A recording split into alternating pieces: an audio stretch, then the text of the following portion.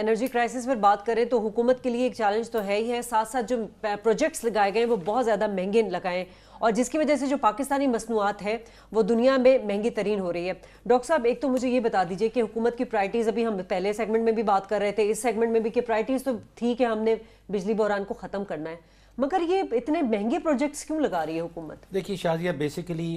ایک تو بڑا روایتی طریقہ ہے بجلی بنانے کا،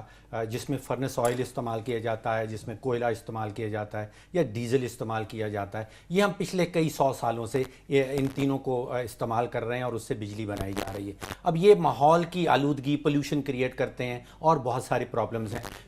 جو غیر روایتی طریقے ہیں، جس میں سولر ہے، آپ سورج کی روشنی، سورج کی گرمائش سے آپ بجلی بنا رہے ہیں، یا ونڈ پاور ہے، وہ نئے طریقے ہیں اور ان کی کچھ سال پہلے تک تو قیمت بہت زیادہ تھی، تو بہت سارے ممالک جو ہیں وہ سستی بجلی کے لیے ڈیزل یا فرنس آئل یا کوئلہ جلایا کرتے تھے۔ اب یہ حالات آ گئے ہیں، دنیا بھر میں جو بیڈنگز ہو رہی ہیں، ابھی انڈیا میں احتشام صاحب جو پچھلے ہفتے میں بیڈنگ ہوئی ہے، انہوں نے ایک سولر پلانٹ، بہت بڑا، کوئی 750 میگا واٹ کا سولر پلانٹ کے لیے انٹرنیشنل بیڈنگ منگوائی، اور ایک سویڈن کی کمپنی ہے، ٹاپ ریٹڈ کمپنی، اس نے کہا کہ ہم آپ کو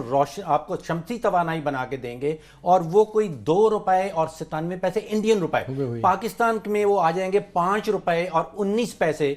فی یونٹ کی وہ بجلی بنانے کے لیے تیار ہیں۔ انہوں نے بڈ کر دیا، ان کی بڈ ایکسیپٹ ہو گئی ہے، یعنی کہ آپ 5 روپے 19 پیسے پاکستانی روپوں کی وہ 1 یونٹ بجلی شمسی توانائی سے بنانے کے لیے تیار ہیں۔ میں نے جب قائد اعظم سولر پارک جو ہمارا بنا ہے وہ کچھ عرصہ پہلے بنا ہے، یہ اب بڈ آئی ہے، لیکن وہاں پہ آپ حیران، میں خود حیران رہ گیا کہ جو ہم نے ریٹ دے رکھا ہے چینی کمپنی کو، وہ 14 روپے اور 85 پیسے، مقابلتاً 5 روپے 19 پیسے پاکستانی روپیز جو انڈیا میں اب مل رہا ہے۔ تو آپ کو وہ کوئلے سے بجلی بنائی جانے والا فرنس آئل والا معاملہ وہ پرانا ہو گیا ہے، بہت نئی چیزیں آ رہی ہیں۔ دیکھیں ڈاکٹر صاحب، 2 چیزیں بڑی اہم ہیں جس کی طرف آپ نے اشارہ کیا تھا نا، سولر پارک کا اور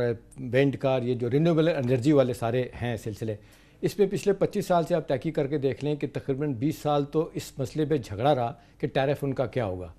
میں ذاتی طور پہ جانتا ہوں کہ وزارتوں میں بیٹھے ہوئے لوگوں کے اپنے ویسٹ انٹرسٹ کی وجہ سے یہ مسئلہ طے نہیں ہوا۔ جو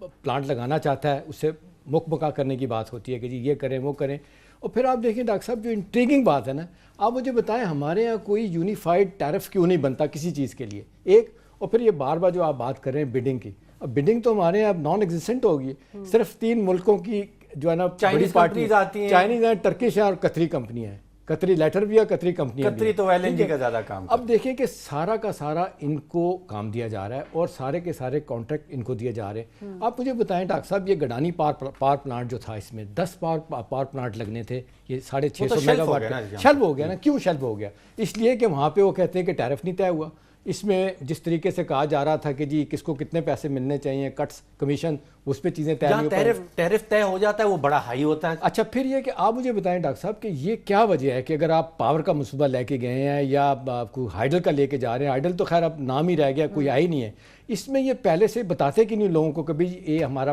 ٹیرف اس کے کیا ہوگا، یہ اناؤنس پہلے سے کیوں، لوگوں کو پتہ کیوں نہیں ہے؟ اور پھر یہ کہ بڈنگ کے لیے آپ مجھے بتائیں نا کتنی کمپنیاں سامنے آتی ہیں، آ جا کے 2-3 کمپنیاں چائنیز کمپنیاں ہوتی ہیں، اور وہ آپ کو بھی پتا ہے، مجھے بھی پتا ہے کہ سویڈن کی کمپنیاں آ رہی ہیں انڈیا میں، تو پاکستان میں کیوں نہیں آ سکتی؟ سر اس لیے نہیں آ سکتی کہ وہاں پہ ہم سے ادارے